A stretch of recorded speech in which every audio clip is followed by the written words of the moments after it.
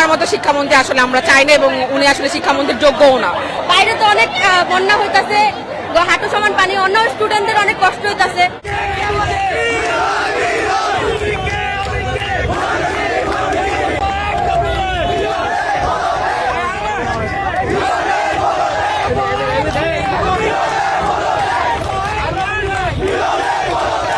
আমাদের একটাই দাবি আজকে যে আমরা শিক্ষামন্ত্রীর পদত্যাগ চাচ্ছি, কারণ উনি যে কথা বলে সেই কথার সাথে আসলে কোনো মিল নেই। উনি বলেছেন যে আমাদের স্ট্যান্ডার্ড কোশ্চেন করবেন, কিন্তু স্ট্যান্ডার্ড কোশ্চেন ছিল না, এটা ছিল আসলে অলমোস্ট এইচএসসি অ্যাডমিশনের, এবং আমরা ঘাটাঘাটি করে জানতে পারছি কালকে যে ফিজিক্স ফার্স্ট পরীক্ষা গিয়েছে সেটার সিকিউ আসছে হচ্ছে গিয়ে 2008-09 বুয়েটে আসছিল সেটার কোশ্চেন। আসলে এটা কেন এইচএসসিতে দেওয়া হয়েছে এটা আমরা জানি না।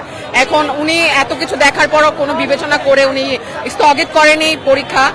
আমরা বলেছিলাম যে এত সমস্যা হচ্ছে, এত দুর্যোগ হচ্ছে, সবাই পানির নিচে কোমর সমান পানি নিয়ে হচ্ছে গিয়ে পরীক্ষা দিতে যাচ্ছে, কিন্তু উনি এটা বিবেচনা করে আমাদের পরীক্ষা স্থগিত করে নাই। তাই আমরা আজকে চাচ্ছি যে উনি পদত্যাগ করে ফেলুন। ওনার মতো শিক্ষামন্ত্রী আসলে আমরা চাই না এবং উনি আসলে শিক্ষামন্ত্রীর যোগ্যও না। বাইরে তো অনেক বন্যা হইতাছে, হাঁটু সমান পানি, অন্য স্টুডেন্টদের অনেক কষ্ট হইতাছে। অনেকগুলি আমার জানা মতে আমার একটা পরিচিত লাশ হলো বন্যার পানিতে ভাইসা গেছে এক্সাম দিতে যায়।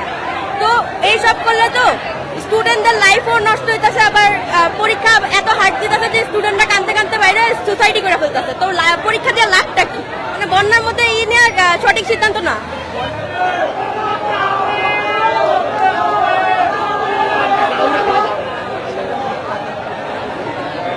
দর্শক, আমরা জানিয়ে রাখতে চাই যে শিক্ষামন্ত্রীর পদত্যাগের দাবিতে এইচএসসি 26 বছর শিক্ষার্থীদের সড়ক অবরোধ করে কিন্তু সকাল থেকে বিক্ষোভ করছেন রাজধানীর উত্তরা বিএনএস সেন্টারের সামনে যে সড়কটি রয়েছে সেই সড়কে।